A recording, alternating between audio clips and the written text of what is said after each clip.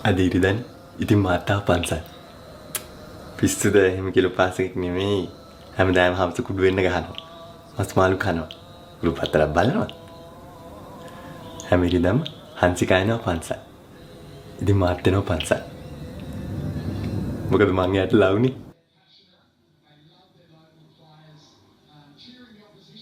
වෙලා පාන්දර 3යි මට නිින්ද යන්නේ මොකද මං හංසිකාට ලව්නේ හරි හරි මුදලාලි අර ඉස්ටෙලා කක්කා තියෙනවනේ පිජ් එක මං ඒක දාන්න හංසිකා කන්නේ ස්ට්‍රෝබෙරි අයිස් ක්‍රීම් ඉතින් මාත් කන්නේ ස්ට්‍රෝබෙරි අයිස් ක්‍රීම් මොකද මං යාට ලව්නේ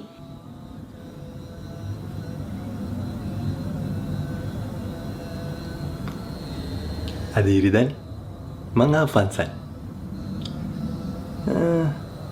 ඒ හංසිකා නම් ආවේ නෑ මොනවාද මං ඉතින් දවස් මුණත් බලන් ඉන්න මං එයාට ලව්නේ වෙලා පාන්දර 3යි මට නිින්ද යන්නේ දුමියා කිව්වා හංසිකා මයිකලත් එක්ක ඉන්නවා දැක්ක කියලා කමන්නේ මම ඉතින් හංසිකාට ලව්නේ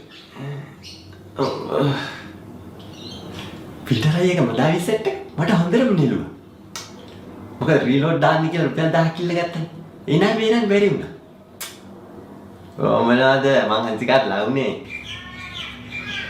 අර දුමියා කිව්වා ඊයේ රෑ හංසිකා මයිකල් එක්ක වැල්ලා ගිහිල්ලා කියලා. මුල ඉඳන්ම මට කළා තියෙන බොරුවල. මේ ඉන්නේ මංචොත්. අනේ නෑ රංජන්ගේ මංචොත් නෙමෙයි.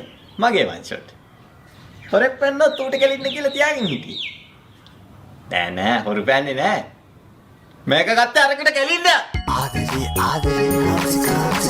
God bless you. අද සිකුරානේ ඉතින් මං ආපල්ලි.